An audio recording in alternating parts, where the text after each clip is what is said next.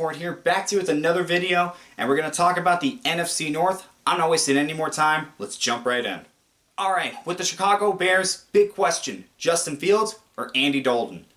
Justin Fields, they drafted 11th overall, they're trading a first round pick to the New York Giants for that, and then Andy Dalton, they signed in free agency. Big question is, who's going to start for them week one? If you're asking me, I think it should be Fields. I think he's going to add another dimension to this offense, but they could easily start Dalton as well. I'm not sure where they're going to go, and we're not going to know until the season begins.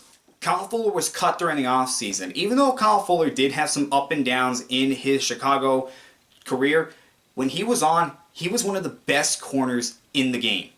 Now they got to replace that. Can somebody step up in Fuller's place, or is this cornerback room going to see some struggles?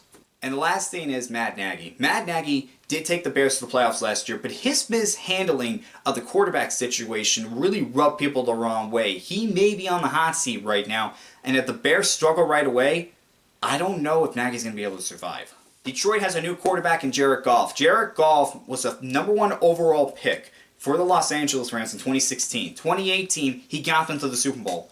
Now, he was traded to the Lions for Matthew Stafford. Question is, how good is Goff going to be? How good is he going to be in a Lions uniform? Is he just going to be a stopgap, or can he be their future? Detroit has a new head coach in Dan Campbell, and a lot of people felt that Dan Campbell should have gotten a head coaching job earlier. Now, he's the Lions' new head coach. How is he going to get this team to buy in to what he's doing? If the Lions may be a couple of years away from the playoffs, but if they can get the best out of these players right away, that's really going to help out. Campbell, if he can make a good first impression, Lions may have a bright future. And the last thing is replacing both Kenny Golladay and Marvin Jones. They lost both of them during the offseason, and there's not really somebody that can take over their spots. Right now, Detroit's got to figure out who's going to take over the starting spots in their wide receiving core. It's going to be something interesting to look at during training camp. With the Packers, this is simple. Is Rodgers staying, or is he no longer going to be a Green Bay Packer? We all know the drama that's going on with Rodgers and the Packers. I don't have to explain that any further. Has he played his last game in a Packers uniform? The wide receiving core, we talk about this every single year. Is this just Davante Adams and then a bunch of other guys, or can somebody step up and be a consistent #2 with Adams? If Adams goes down, can somebody step up? That's the big question right now.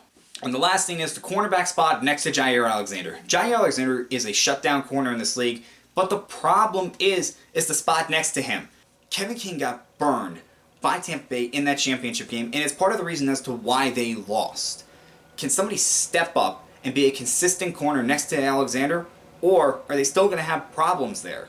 Minnesota's offensive line, they've been trying to fix that for the past few years now. They drafted Garrett Bradbury in the first round in 2020. This year they drafted Christian Durasol in the first round. This is a big thing for the Vikings. Can this offensive line protect Kirk Cousins and open up holes for Dalvin Cook? 2020 was not kind to Anthony Barr.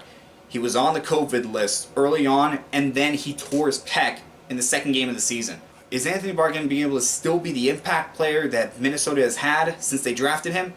Or is he not going to be 100%? And lastly, their cornerbacks. Minnesota has drafted a lot of corners over the years. Can somebody step up? They signed Patrick Peterson in the offseason. They drafted Jeff Gladney in the first round in 2020. They still have Mackenzie Alexander and a few others. Can somebody step up and be a consistent corner for them? That's a big question mark. Alright guys, that was the NFC North. Next up is the AFC South, and I will see you guys next time.